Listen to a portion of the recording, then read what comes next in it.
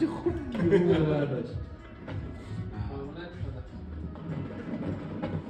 چی گفت سوش؟ میاد گفت اونجا این آره بس چی گفت؟ چی شد؟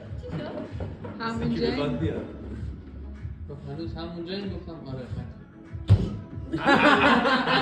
بیشتر آخ فشار دو همون یکی هم جمع کرده بود من یکی دیگه هم هست. دوباره سبز بردار بهادر میخواد دهیچ بزنه در یک یکی دارم. چرا آبی شد همه ادام دادی چند تا قرمز مونده؟ 4 هدی هم میخواد کامبک بده دار میزن زد کامبک زد. زد یه پای نگاه نمی کنی همش بزن هدی همش نگاه کن ارسان وایستا یکی بیا یک کاری که شما نمی‌کنید از اون سبز رو میگرفت تو دستش از تو بقیه هم ولی بیا دستت دیگه هم بزن انتخاب چه چشمی زدم بهادر رو قشنگ فشار میدم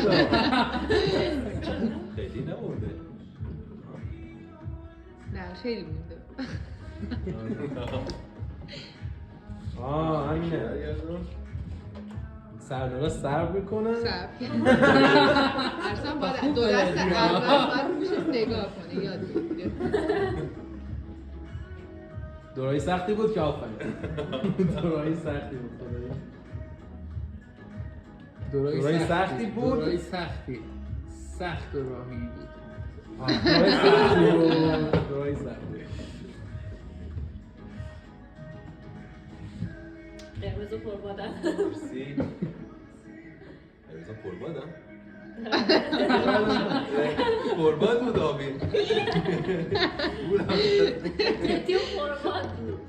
چه این یکیه کیه قادر قادر قادر قادر مطلق این یا هلیا. قرمز یا سبزه؟ لیولتو بچرخون به این سمت دورایی سختیه خب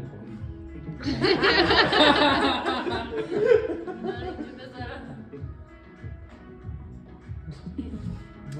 آفرین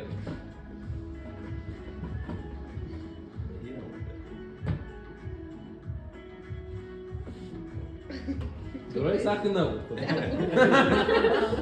قبلی دورایی سختی نبود صبر میکنه صبر میکنه نگاه نکنی دوه بنازم دوتا احسن مرسی چی میشه من 20,000 تومان رو بهادر شد چقدر؟ 20,000 50,000 تومان شد تومن؟ 1000 تا رو هلیا 50 رو بهادر سعی میکنم رو سفیده منم 50 رو هلیا هلیا. رو سفید خب پس هلیا برد من میدم 50 به تو بهادر برد 50 میدیم تموم. هلیا بود چرا آدم هلیا شانس سریعت بره خود 50 حواسم هست